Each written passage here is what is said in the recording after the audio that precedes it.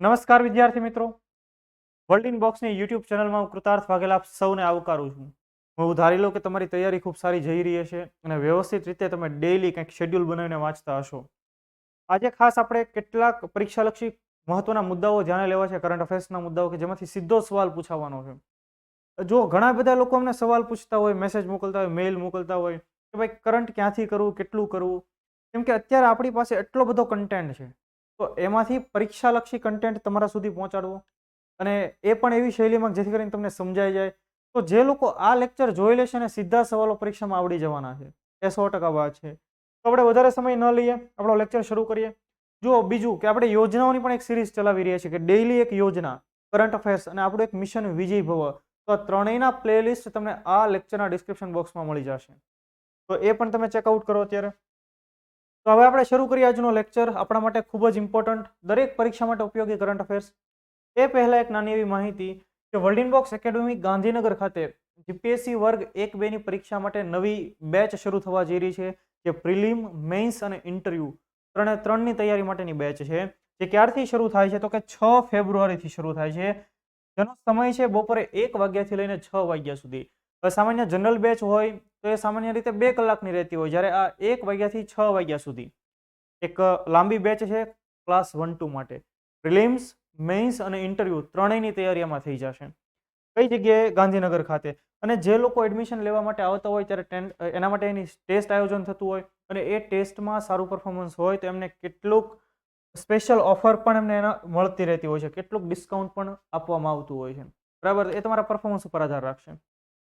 ત્યાર પછી તમે એવું ઈચ્છો કે ભાઈ તમારે વર્ગ 3ની તૈયારી કરવી છે, વર્ગ 1-2 ની તૈયારી કરવી છે અને તમે ક્લાસીસમાં જઈ શકતા નથી, તો અહીંયા world in box my class નામની એક ડિજિટલ એન્ડ્રોઈડ એપ્લિકેશન પણ છે કે જેની અંદર દરેક વિષયના વિડીયો લેક્ચર્સ તમને મળી જશે. જેમાં 2 વિષય મેં ભણાવેલા છે, આધુનિક ભારતનો ઇતિહાસ અને કમ્પ્યુટર. ધારો કે તમે નથી જઈ શકતા તો આ એપ્લિકેશન તમારા માટે ખૂબ જ ઇમ્પોર્ટન્ટ. વર્ગ 3 પાસ કરી જ લેશો, વર્ગ 1-2 પણ પાસ કરી લેશો, એ પ્રકારનો કન્ટેન્ટ એમ આપ્યો છે. તમે એનિમેશન જુઓ, ગ્રાફિક્સ જુઓ, પીપીટીની ડિઝાઇન જુઓ તો તમને ગમશે અને ત્યાં જ યાદ રહી જશે. એવી શૈલીની અંદર રજૂ કરવામાં આવેલા છે દરેક વિષયોને. તો આજે પહેલા એટલીસ્ટ ભલે પરચેઝ ન કરો, એટલીસ્ટ ડાઉનલોડ કરીને ડેમો લેક્ચર અટેન્ડ કરો. બરાબર, ઓકે. ત્યારબાદ આપણે જોઈએ આપણો ક્વેશ્ચન કે જે મેં તમને છેલ્લા લેક્ચરમાં પૂછ્યો હતો. ઘણા બધા લોકોએ કમેન્ટ પણ કરી, ખૂબ જે લોકોનો જવાબ સાચો છે, ખૂબ ખૂબ સારું કહેવાય એમને. તાજેતરમાં નિધન પામેલા સ્થપતિ બાલકૃષ્ણ દોશીને કયા વર્ષે પ્રિત્ઝકર આર્કિટેક્ચર પ્રાઇઝ એનાયત કરવામાં આવ્યું હતું? બીવી દોશી કે જે આપણો ગાંધીનગર, ચંદીગઢ જે પ્લાન સિટી છે એને જેને ડિઝાઇન કર્યું છે, લા કાર્બુઝિયર એમની સાથે એમણે કામ કરેલું છે.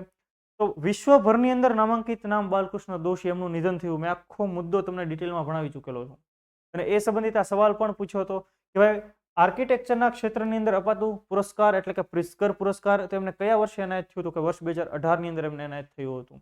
તો આપણો સવાલ હતો. ત્યાર પછી આપણે જોઈએ આજની મેટર, આંતરરાષ્ટ્રીય બાજરા વર્ષ અથવા તો international millets year, international year of millets. તો સીધો સવાલ અહીંયાથી બને, જો હું સવાલ બનાવતો જાઉં છું અહીંયા સાથે કે ભાઈ કયા વર્ષને આંતરરાષ્ટ્રીય બાજરા વર્ષ અથવા તો ઇન્ટરનેશનલ યર ઓફ મિલેટ્સ તરીકે જાહેર કરવામાં આવ્યું? તો કે વર્ષ 2023. હવે આ માટેનો પ્રપોઝલ યુનાઇટેડ નેશન્સમાં કોણે રાખ્યું હતું? તો કે ભારતે રાખ્યું હતું. એટલે ભારતનું એ પ્રપોઝલ એક્સેપ્ટ કર્યું અને આંતરરાષ્ટ્રીય સંગઠન યુનાઇટેડ નેશન્સે વર્ષ 2023ને ઇન્ટરનેશનલ યર ઓફ મિલેટ્સ એટલે કે આંતરરાષ્ટ્રીય બાજરા વર્ષ તરીકે જારી કર્યું છે. તો અહીંયા એ પણ લખેલું છે કે સંયુક્ત રાષ્ટ્ર મહાસભા યુનાઇટેડ નેશન્સ જનરલ એસેમ્બલીએ પણ આ બાબતને સ્વીકારી લીધી છે. તો આંતરરાષ્ટ્રીય બાજરા વર્ષ એટલે કે જાડા ધાન્યનું આંતરરાષ્ટ્રીય વર્ષ કયું વર્ષ? 2023. આ પહેલા વર્ષ 2018 ની વાત કરીએ કે ફૂડ એન્ડ એગ્રીકલ્ચર ઓર્ગેનાઇઝેશન એમણે પણ સમર્થન આપેલું કે હા, આ પ્રકારનું વર્ષ આપણે ઉજવવો જોઈએ જાડા ધાન્ય માટે થઈને. તમે અહીંયા જોઈ શકો છો ઇન્ટરનેશનલ યર ઓફ મિલેટ્સ 2023. આખો એક પોસ્ટર મગજમાં બેઠાડી લ્યો, સવાલ પૂછાય તમને આ પોસ્ટર યાદ આવવું જોઈએ. બરાબર, હવે જોઈએ આપણે કોને મિલેટ્સ કહેવાય એટલે કે જાડુ અનાજ કોને કહેવાય, કોને જાડુ ધાન્ય કહેવાય? તો કે ખાસ બીજવાળા ખાદ્ય પાકો જેમ કે બાજરો, જુવાર, રાગી એ બધાને શું કહેવાય? મિલેટ્સ કહેવાય.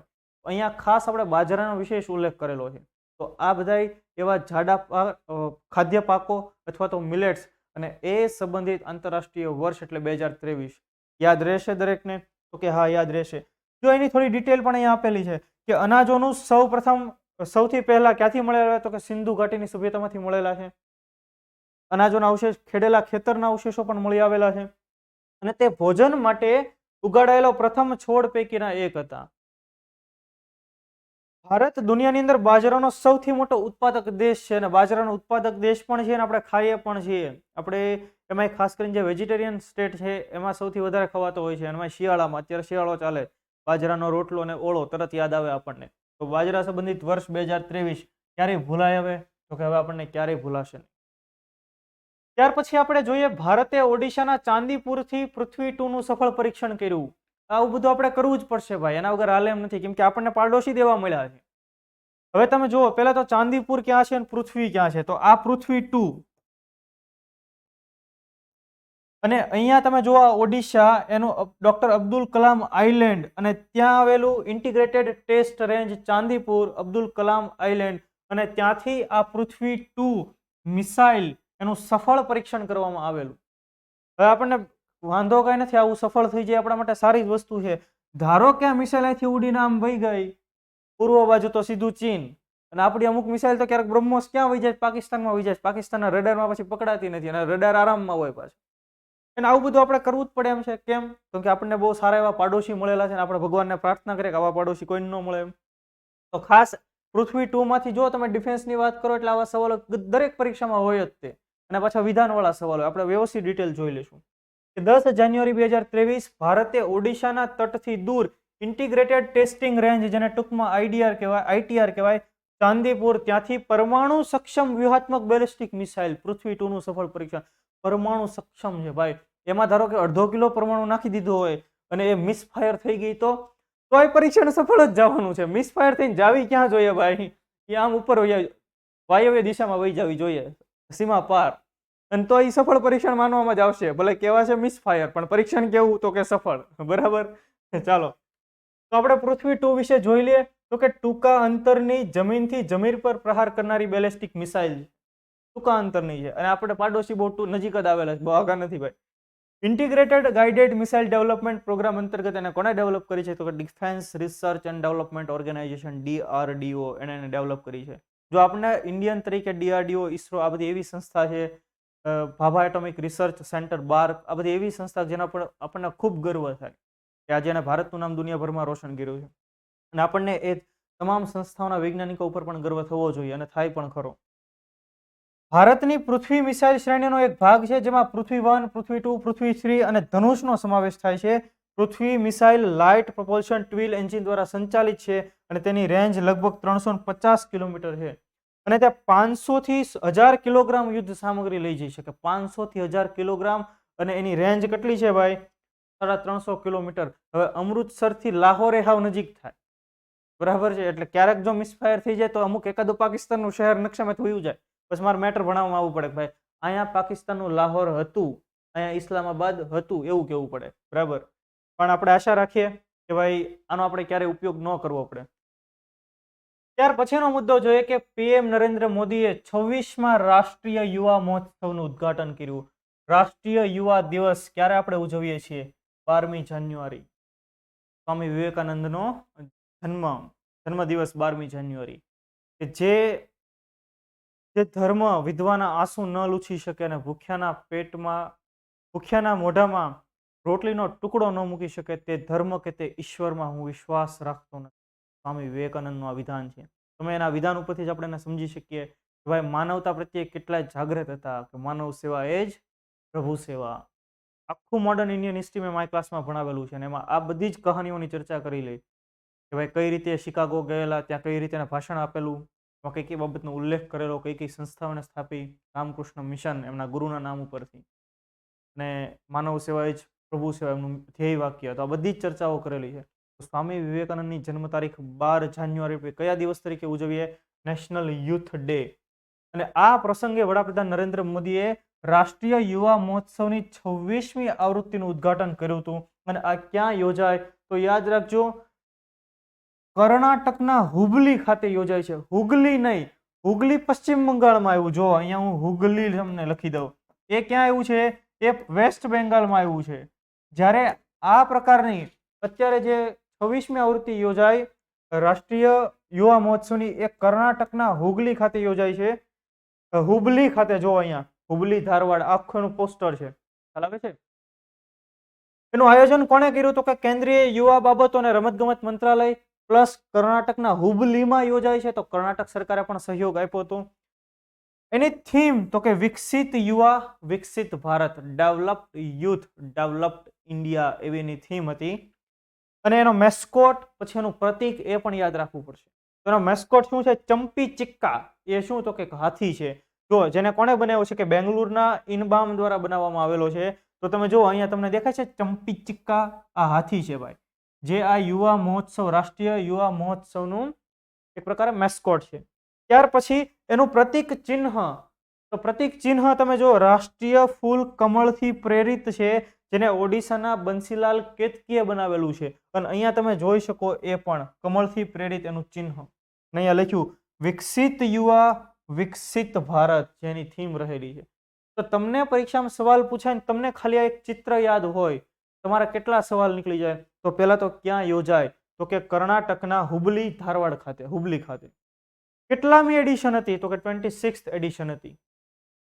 ત્યાર પછી એનું ચિહ્ન, એનું પ્રતીક, એનો મેસ્કોટ, એટલે કે મેસ્કોટને શુદ્ધ ગુજરાતીમાં શુભંકર કહેવાય. શું કહેવાય એને? શુભંકર. તો આખો મુદ્દો યાદ રહી જાય? તો કે સરળતાથી યાદ રહી જાય. તો પાછો મુદ્દો, પીએમ નરેન્દ્ર મોદીએ 26મા રાષ્ટ્રીય યુવા મહોત્સવનું ઉદ્ઘાટન કર્યું. આવા સવાલો કેટલી વાર પરીક્ષામાં પૂછાયેલા છે, હવે આપણને આવડી જવું જોઈએ. ત્યારબાદ બાસમતી ચોખા. હવે ભારતની અંદર ચોખાનું જમવાનું પ્રમાણ ઘણું વધારે છે, ને એમાં ભારતની અંદર ઉત્પન્ન થતા ખાસ વિશેષ પ્રકારના ચોખા એટલે બાસમતી રાઈસ. તો બાસમતી ચોખા પ્રથમવાર, બાસમતી ચોખા માટે પ્રથમવાર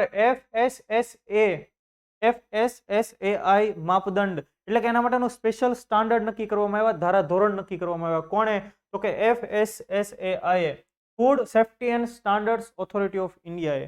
તો અહીંયા લખેલું છે કે food safety and standards authority of ઇન્ડિયાએ દેશમાં પહેલીવાર બાસમતી ચોખાની ઓળખ માટે અલગ અલગ વ્યાપક માપદંડો જારી કર્યા હતા. અને આ માપદંડો ક્યારથી લાગુ પડશે? તો કે 1 ઓગસ્ટ 2023 થી લાગુ થઈ જશે. એટલે હજુ લાગુ નથી થયા, બધા જાન્યુઆરી પૂરો થવા ઉપર છે, બરાબર, પણ ઓગસ્ટ 1 ઓગસ્ટ 2023 થી લાગુ થઈ જશે.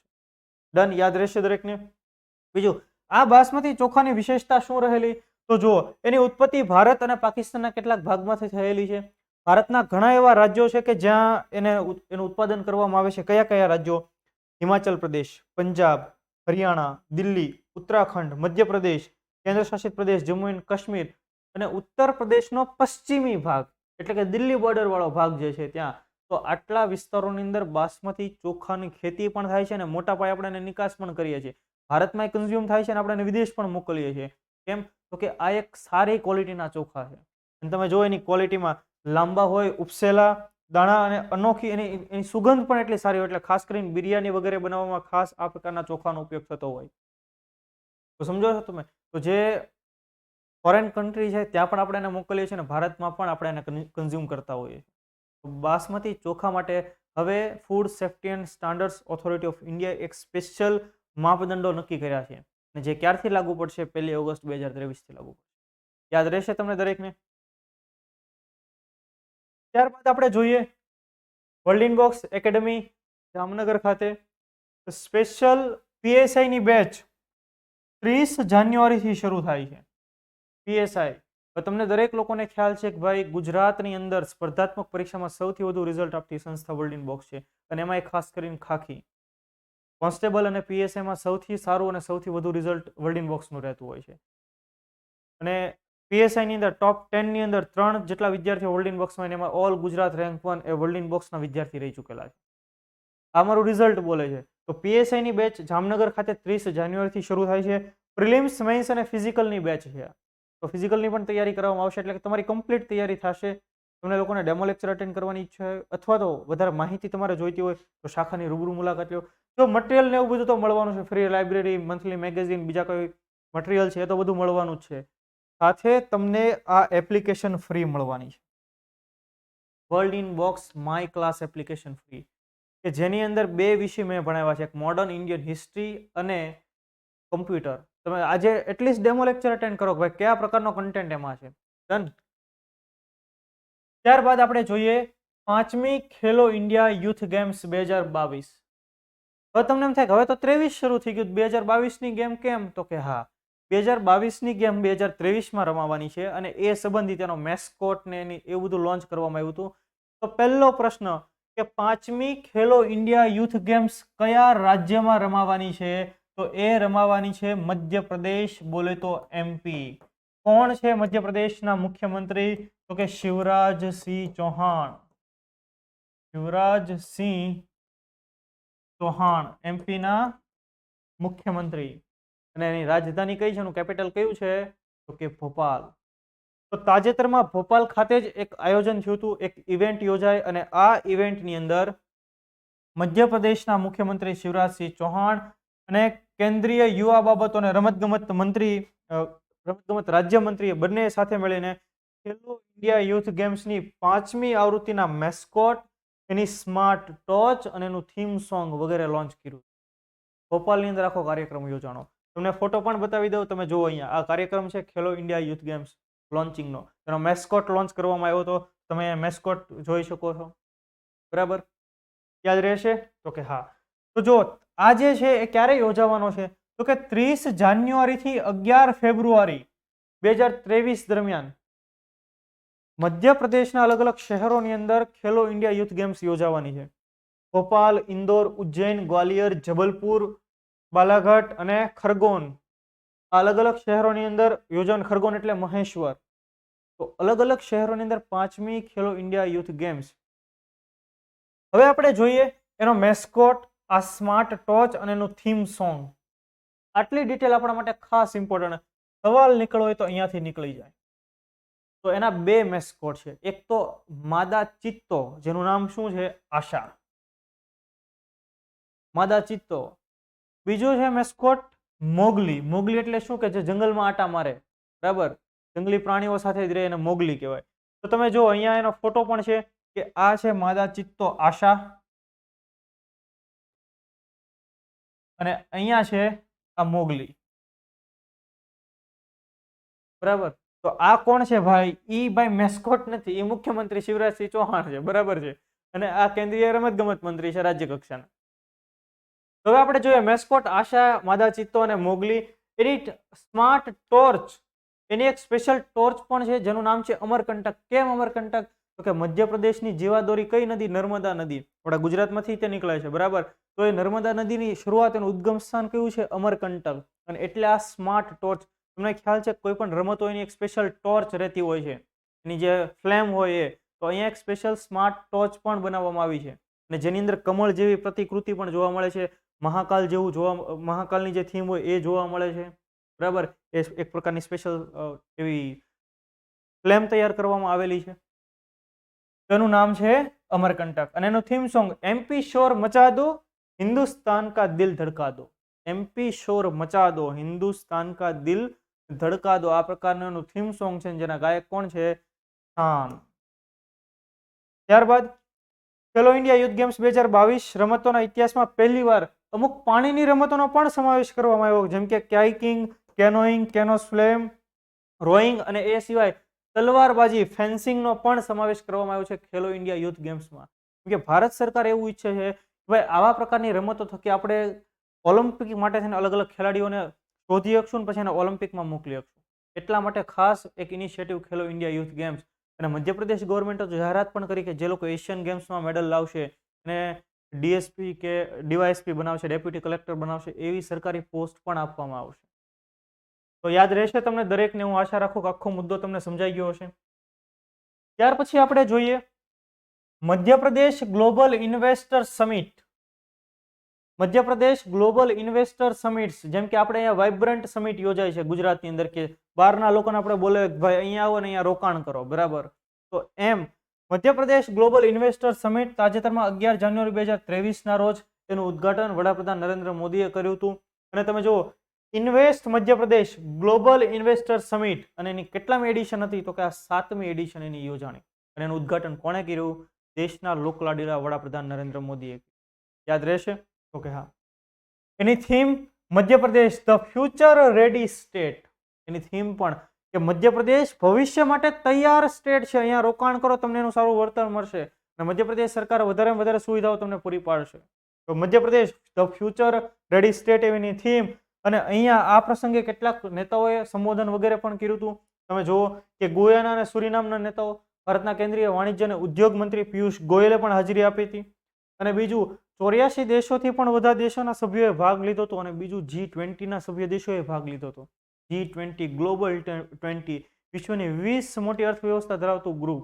અને કેટલી વાર આપણે G20 ભણી ગયા છીએ અને અત્યારે એની પ્રેસિડેન્શિયલશિપ કોની પાસે છે? કે તમારા અને મારા પ્યારા ભારત પાસે છે. બરાબર. તો જો G20 દેશોના પ્રતિનિધિઓએ પણ આ ઇવેન્ટમાં ભાગ લીધો હતો. હવે આપણે જોઈએ કે કેટલું રોકાણ મધ્યપ્રદેશમાં થાય છે. ત્યાર પછી કેટલાક વન લાઇનર જોઈ લે કે જ્યાંથી પણ સવાલ પૂછાય આપણને આવડવો જોઈએ. જો આપણે એક પણ વસ્તુ છોડવા નથી માંગતા, તમે આટલું ભણી લેશો એટલે તમારું કામ થઈ જવાનું. આપણે જોઈએ વન લાઇનર કે પીટીસી ઇન્ડિયા લિમિટેડે શિયાળાની ઋતુ દરમિયાન તેની વીજ જરૂરિયાતોને પહોંચી વળવા માટે ભારતીય પાવર માર્કેટમાંથી પાવર ખરીદવા માટે ભૂટાનની વીજળી યુટિલિટી ફર્મ સાથે પાવર પરચેસ એગ્રીમેન્ટ કર્યો હતો. એનું નામ શું છે? કઈ કંપની સાથે? તો કે Druk green power corporation limited. ક્યાંની છે? ભૂટાનની. એની સાથે એગ્રીમેન્ટ કર્યો. Atomic energy regulatory board. સવાલ પૂછાયો, જો હું તમને સ્ટાર કરી દઉં. સવાલ પૂછાય કે atomic energy regulatory board AERB ના ચેરપર્સન તરીકે કોની નિયુક્તિ કરવામાં આવી? કે દિનેશ કુમાર શુક્લા સાહેબની નિયુક્તિ કરવામાં આવી છે. આ સવાલ ખૂબ ઇમ્પોર્ટન્ટ, અહીંયાથી સીધો સવાલ નીકળે. આ દેશે તેના પ્રથમ જાસૂસી ઉપગ્રહના વિકાસ માટે છેલ્લા તબક્કાનું પરીક્ષણ કર્યું. તેનું નામ શું છે? ઉત્તર કોરિયા. કિમ જોંગ ઉન, ભાઈ છોટી પોલીસ. બરાબર. તો એમણે એના જાસૂસી ઉપગ્રહનું છેલ્લું પરીક્ષણ કરી લીધું છે. ત્યારબાદ એમ ચિન્નાસ્વામી સ્ટેડિયમ બેંગલુરુ, કર્ણાટકના બેંગ્લોરની અંદર આવેલું cricket stadium M Chinnaswamy cricket stadium. ત્યાં યોજાયેલી ફાઇનલમાં બાંગ્લાદેશને હરાવીને નેત્રહીન માટેના T20 world cup for blind 2022માં કયો દેશ વિજેતા બન્યો, ચેમ્પિયન બન્યો? તો કે ભારત ચેમ્પિયન બન્યો. ભારતની રાષ્ટ્રીય નેત્રહીન ક્રિકેટ ટીમ એમાં ચેમ્પિયન બની. આ મુદ્દો મેં તમને અગાઉ પણ ભણાવી દીધેલો છે. ડન. ત્યાર પછી જોઈએ ઉત્તર પ્રદેશ સરકારે Austin smart city of knowledge project in UP. જો આ પ્રોજેક્ટ તમે જો, Austin smart city of knowledge project in યુપીના નિર્માણ માટે MOU પર હસ્તાક્ષર કર્યા. કોની સાથે? તો કે અમેરિકાના ટેક્સાસમાં સ્થિત ઓસ્ટિન યુનિવર્સિટી સાથે. તો યુપીએ અમેરિકાની ઓસ્ટિન યુનિવર્સિટી સાથે MOU કર્યા છે. શેના માટે? તો કે સ્માર્ટ સિટી માટે થઈને, ખાસ એના સ્માર્ટ સિટી પ્રોજેક્ટ માટે. ત્યાર પછી કોર્પોરેટ બાબતોના મંત્રાલય અંતર્ગત, કોર્પોરેટ બાબતોનું મંત્રાલય, મિનિસ્ટ્રી ઓફ કોર્પોરેટ અફેર્સ, એના અંતર્ગત એક સંસ્થા કામ કરે. કઈ સંસ્થા? કે જેને પર્યાવરણ, સામાજિક અને શાસન એટલે કે એન્વાયરમેન્ટ, સોશિયલ એન્ડ ગવર્નન્સના ક્ષેત્રમાં ઇમ્પેક્ટ લીડર્સ બનાવવા માટે કાર્યક્રમ શરૂ કર્યો. તેનું નામ છે Indian institute of corporate affairs. એણે આ પ્રકારનો કાર્યક્રમ શરૂ. આખો મુદ્દો તમને વ્યવસ્થિત રીતે સમજાય છે. જો તમને લાગશે કે આ વનલાઇનરમાંથી સવાલ નીકળે તો 100% નીકળે. કેમ કે ઘણા મુદ્દા મોટા હોય, ઘણા મુદ્દા નાના હોય ને ઘણા મુદ્દા વનલાઇનર હોય. અને આમાંથી સવાલ નીકળે, આ મેટર જે આવે એમાંથી આ જ પ્રકારનો કંઈક સવાલ નીકળે એવો હોય એટલે આપણે અહીંયા ધ્યાને લીધું છે. ત્યાર પછી આપણે જોઈએ આજનો આપણો સવાલ, ક્વેશ્ચન ઓફ ધ ડે. ખૂબ જ ઇમ્પોર્ટન્ટ ક્વેશ્ચન આપણા માટે કે તાજેતરમાં ગુજરાતના મુખ્ય સચિવ તરીકેનો ચાર્જ, સચિવ તરીકે કોની નિયુક્તિ કરવામાં આવી છે? આખો મુદ્દો મેં તમને લાસ્ટ લેક્ચરમાં ભણાવી દીધેલો છે. તો જુઓ તમે, ભારત ભાસ્કર, રાજકુમાર, હસમુખ અઢિયા કે PK મિશ્રા. જે લોકોને સાચો જવાબ આવે કમેન્ટ કરશે અને આ સવાલનો જવાબ તમને આવનારા લેક્ચરની અંદર મળી જશે. તો પહેલા તમે જવાબ કમેન્ટ કરો. બીજું, તમને આ લેક્ચર કેવા લાગે છે એ પણ કમેન્ટ કરો, જેથી કરીને અમે કંઈક નવીનીકરણ કરીએ, અમને પણ ખબર પડે કે હા તમે લોકો આવું કંઈક ઈચ્છી રહ્યા છો. તમારા મનમાં જે પણ કંઈ ડાઉટ હોય, તમે જે પણ કંઈ અમારી પાસેથી અપેક્ષા રાખતો ભાઈ તમે આ મુદ્દાઓ વધુ જાણે લો, તો ચોક્કસ તમારે કમેન્ટ કરવાની છૂટી છે. કેમ કે આખરે પ્રજાસત્તાક, પ્રજાના હાથમાં સત્તા રહેલી છે. બરાબર. તો આ હતો આજનો આપણો કરંટ અફેર્સનો લેક્ચર. હું ખૂબ એવી આશા રાખું કે તમને ખૂબ પસંદ પડ્યો હશે. તમને જો ખરેખર લેક્ચર પસંદ આવતા હોય તો આ વિડીયોને લાઇક કરો, ચેનલને સબસ્ક્રાઇબ કરો અને તમે એવું ઈચ્છો કે વર્લ્ડ ઇનબોક્સના દરેક ઇનિશિયેટિવ તમારા સુધી સૌથી પહેલાં પહોંચે, તો તમે આ વર્લ્ડ ઇનબોક્સના સોશિયલ મીડિયા હેન્ડલ્સને ફોલો કરો. તો બસ આપણે આવા જ કંઈક અલગ અલગ મુદ્દાઓ સાથે, અલગ અલગ કન્ટેન્ટ સાથે, એક રસપ્રદ વાતો સાથે ફરી ભેગા થઈશું. ત્યાં સુધી મને ઇજાજત આપો. જય હિન્દ, જય ભારત.